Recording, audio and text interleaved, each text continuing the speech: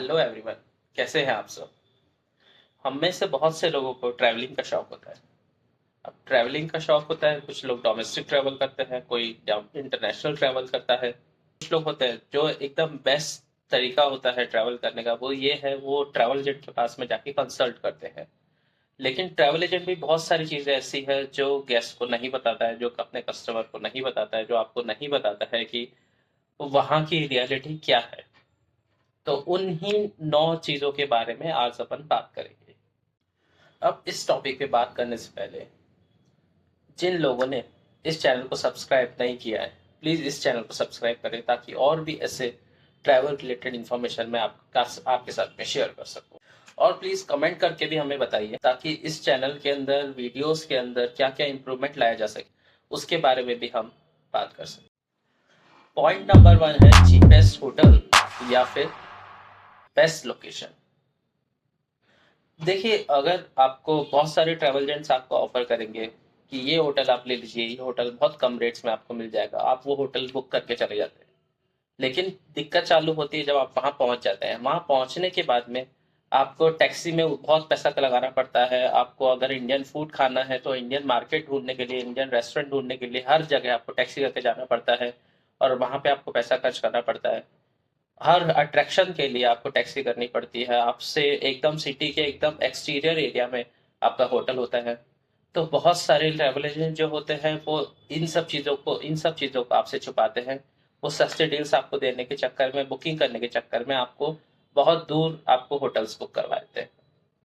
Point number 2 is sharing transfer या private transfer. अब बहुत सारे ट्रैवल एजेंट आपको बता तो देंगे कि ये पैकेज आप ले लीजिए, इसका कॉस्ट इतना है, इसका आपको इतना पैसा देना पड़ेगा। लेकिन उसमें वो ये नहीं बताते कि वो ये शेयरिंग ट्रांसफर है या फिर प्राइवेट ट्रांसफर है। उसका फर्क आपको नहीं बताते। आप वहाँ चले जाते हैं, फिर आपको पता लगता है कि आपकी गाड़ी में और भी फैमिलीज हैं। तो मैं आपको बताता हूँ शेयरिंग ट्रांसफर और प्राइवेट ट्रांसफर में क्या डिफरेंस होता है।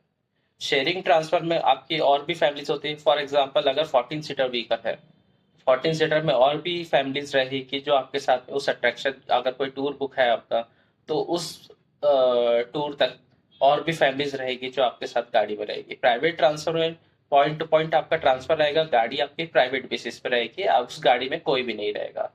तो ये डिफरेंस होता है शेयरिंग ट्रांसफर और प्राइवेट ट्रांसफर में। अब आपने पैकेज तो बुक कर लिया, पेमेंट भी आपने कर दिया, आपका ट्रैवल हुआ, अराइवल हुआ किसी दूसरी कंट्री के अंदर, किसी दूसरी डेस्टिनेशन पे आप पहुंचे।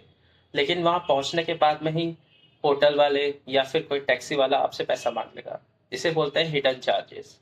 ट्रैवल एजेंट आपको सारा सब कुछ सस्ती डील देने के चक्कर में आपको सब कुछ बता देगा, सारा सब कुछ बताएगा कि आपको इतना पैसा आपका इस चीज का लगा है, होटल का इतना लगा है, खाने का इतना लगा है, लेकिन जो हिडन चार्जेस है उसके बारे में नहीं बताएगा। जैसे फॉर एग्जांपल, दुबई के अंदर आप जैसे ही होटल में चेक इन करेंगे, चेक इन के टाइम पे ही आपसे टूरिज्म दिरहम मांगेंगे, टूरिज्म दिरहम टैक्स मांगेंगे। वो आपको पे करना होता है। ऐसे बहुत सारे होटल्स के अंदर सिटी टैक्स के नाम पे बहुत सारे टैक्स लिए जाते हैं जो आपको ट्रैवल एजेंट नहीं बताता है। Point number 4 is wrong area selection. Her trip में एरिया का बहुत इंपॉर्टेंट रोल होता है, बहुत ही इंपॉर्टेंट रोल होता है। अब इसमें क्या होता है कि आपने होटल तो बुक कर लिया बहुत एक्सटीरियर एरिया में, जैसा कि अपन ने पॉइंट नंबर 1 में डिस्कस किया था। होटल अपन ने बुक कर लिया बहुत ही एक्सटीरियर एरिया में। लेकिन अपने को चाहिए इंडियन फूड, अपने को चाहिए इंडियन मार्केट, शॉपिंग के लिए अपने को चाहिए इंडियन मार्केट। तो उस चक्कर में क्या होता है कि अपना पूरा ट्रिप जो है वो पूरा खराब हो जाता है। अपना पूरा ट्रिप केवल टैक्सी करने में, टैक्सी बुक करने में, टैक्सी का वेट करने में, इसी में चला जाता है। तो उससे ट्रिप का मजा आधा हो जाता है। Point number 5 is trip in wrong season और ऑफ सीजन। बहुत सारे ट्रैवल एजेंट बोलते हैं अरे बहुत अच्छी सस्ती डील आई है, आप भी पैकेज बुक कर लीजिए। और आप सस्ती डील के चक्कर में, बहुत डिस्काउंट के चक्कर में आप ट्रिप बुक कर लेते हैं। लेकिन जैसे रेनी सीजन है, रेनी सीजन में आपने ट्रिप बुक कर लिया, मालदीव्स गए, मालदीव्स जाने के बाद में आपको पता लगा कि स्पीड बोट ट्रांसफर ही नहीं हो रहे, हाई टाइड से इस वजह से स्पीड बोट ट्रांसफर नहीं हो रहे हैं, हाई हैवी रेन हो रही है इस वजह से कोई आप टूर करने नहीं जा रहे। आप अगर आपको किसी भी डेस्टिनेशन पे जाना है तो खासकर आप अवॉइड करें ऑफ सीजन। ऑफ सीजन में क्या होता है कि बहुत सारे, जैसे फॉर एग्जांपल अगर गर्मी है तो बहुत ज्यादा गर्मी पड़ रही है जिस वजह से टूरिस्ट नहीं आ रहे, ठंड है तो बहुत ज्यादा ठंड पड़ रही है, स्नोफॉल हो रहा है बहुत ज्यादा, उस चक्कर में आपकी गाड़ी आपकी जा नहीं पा रही है, रेनी सीजन है, उस चक्कर में बहुत सारे टूर्स आपके कैंसिल हो रहे हैं, तो आपको इन सब चीज़ों का ध्यान रख के भी ट्रिप का अरेंज करना होता है। अब आप पहुंच तो गए, आपका टूर स्टार्ट भी हो गया, लेकिन आपने आइटनरी चेक नहीं करी और ट्रैवल एजेंट ने आपकी आइटनरी में एक दिन में डाल दी 4-4 टूर, 3-3 टूर। आपको सोने का टाइम नहीं मिल रहा, आपको रेस्ट करने का टाइम नहीं मिल रहा, आप केवल टूर ही टूर किए जा रहे हैं। तो ये बहुत हेक्टिक टूर हो जाता है सस्ते डील्स के चक्कर में। इसलिए आपको पूरा रिसर्च करना पड़ता है, रिसर्च करना चाहिए आपको कि टूर उसके अंदर ट्रैवल एजेंट आपको उस पैकेज में क्या क्या दे रहा है, क्या क्या इंक्लूजन दे रहा है, कौन कौन से अट्रैक्शन दे रहा है, कौन कौन से दिन दे रहा है।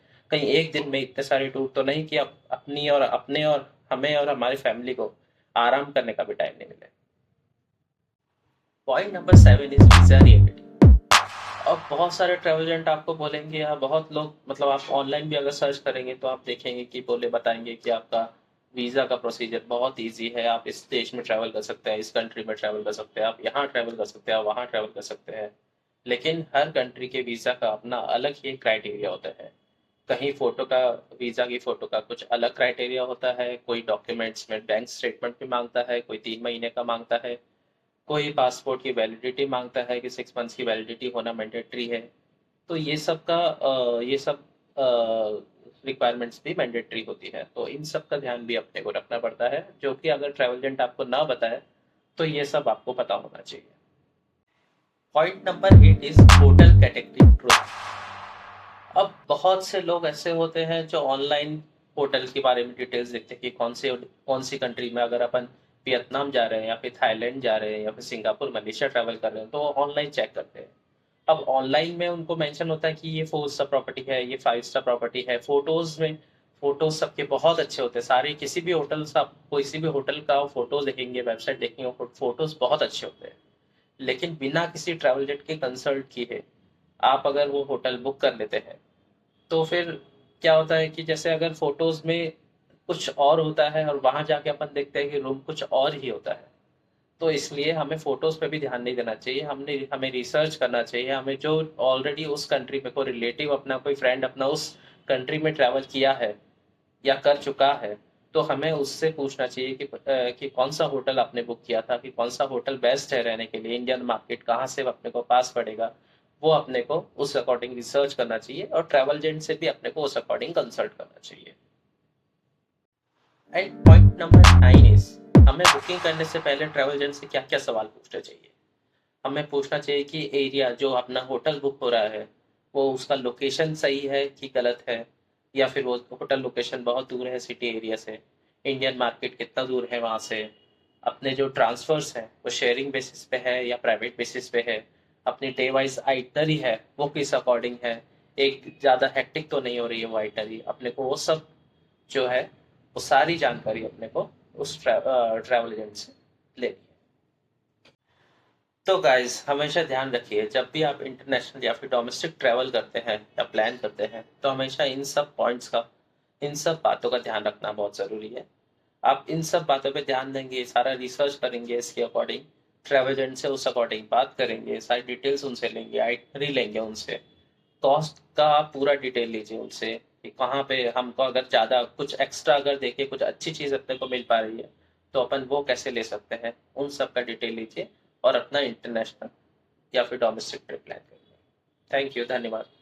जिन्होंने अभी तक इस वीडियो को लाइक नहीं किया है और सब्सक्राइब नहीं किया इस चैनल को, प्लीज़ इस चैनल को सब्सक्राइब करें। थैंक यू, धन्यवाद।